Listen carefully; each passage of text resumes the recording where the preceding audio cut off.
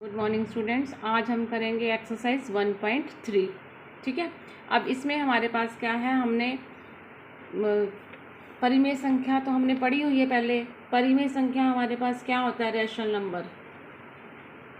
Rational number हमारे पास होते हैं जो p/q के फॉर्म में लिखते हैं। हम इसको क्या लिखते हैं, p/q के फॉर्म में। जो q है वो ज़ीरो नहीं होना चाहिए। ये हमारे पास क्या होता है, रैशनल नंबर्स, परिमेय संख्याएं। अब इसमें हमने पहला पार्ट में क्या प्रूव करना है, अपरिमेय संख्या। जैसे वर्गमूल 2 है, वर्गमूल 5 है, वर्गमूल 3 है, वर्गमूल 7 है। ये सारी कौन सी संख्याएं हैं, अपरिमेय संख्याएं, इररेशनल नंबर्स।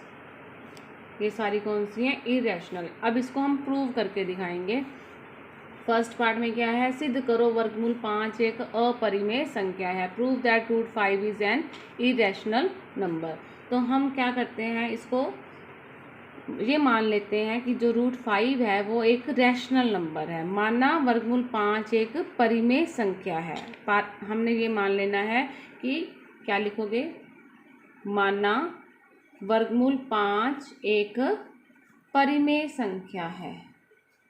ये हमने मान लिया। ठीक है। वर्गमूल 5 एक क्या है, परिमेय संख्या है। तो वर्गमूल 5 को हम क्या लिखेंगे, p/q के रूप में। और जो q है वो ज़ीरो नहीं होना चाहिए। जो नीचे वाला हर है, डिनोमिनेटर है, वो ज़ीरो नहीं होना चाहिए। और क्या होना चाहिए, p और q के बीच में कॉमन फैक्टर क्या होना चाहिए, 1। वो कैसे, जैसे हमारे पास 1/2 है, 1/2 है, ये क्या है, एक परिमेय संख्या है, रैशनल नंबर है।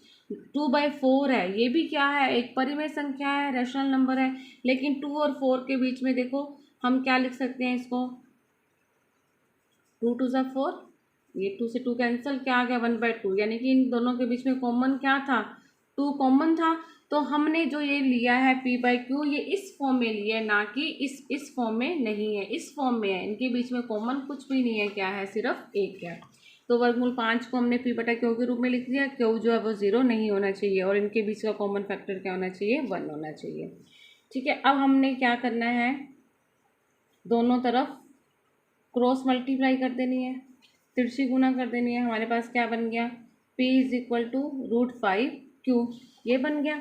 अब दोनों तरफ क्या कर दिया, वर्ग कर दिया। दोनों तरफ वर्ग करने पर, यानी कि स्क्वायरिंग बोथ साइड्स, क्या बन गया ये, स्क्वायरिंग बोथ साइड्स। दोनों तरफ वर्ग कर दिया। ये क्या बन गया हमारे पास, p²। ये क्या बन गया, 5q²। क्या बन गया ये, 5q²। ठीक है।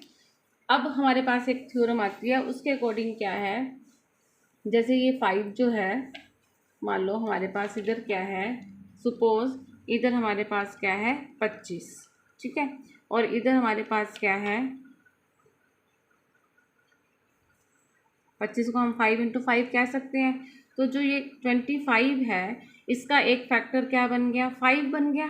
25 का एक फैक्टर क्या बन गया, 5। यही बात इसमें हुई कि जो 5 है वो p² को क्या करता है, p² का एक गुणनखंड है, यानी कि factor of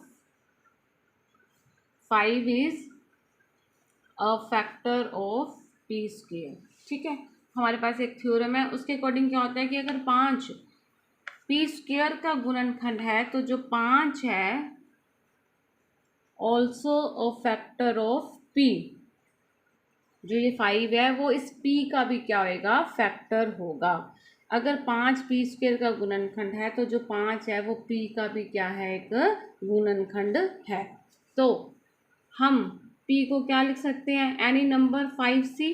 c is any number. ठीक है। p को हमने क्या लिख दिया, 5c। इसको हमने इक्वेशन फर्स्ट मान ली, इसको हमने इक्वेशन सेकंड मान ली। अब इक्वेशन सेकंड को इक्वेशन 1 में पुट करने पर समीकरण 2 का मान समीकरण 1 में भरने पर, putting the value of 2 in equation 1। तो हमारे पास यहाँ पे p है, यहाँ पे p की जगह पे क्या आ गया, 5c²। और इधर क्या रह गया, 5q²। 5c² = 5q²। तो हम ये क्या बन गया हमारे पास 25 square C square is equal to 5 Q square. ये 5 नीचे ले आए हम इधर,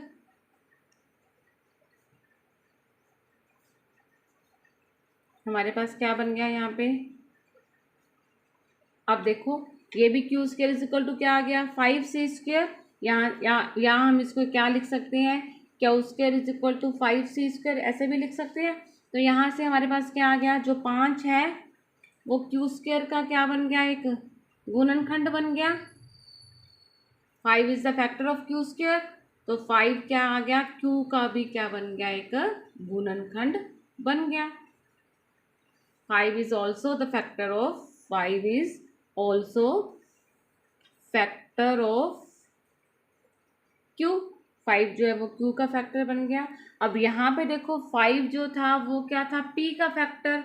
यहाँ पे 5 क्या है, q का फैक्टर। इसका मतलब क्या है, जो 5 इज फैक्टर ऑफ बोथ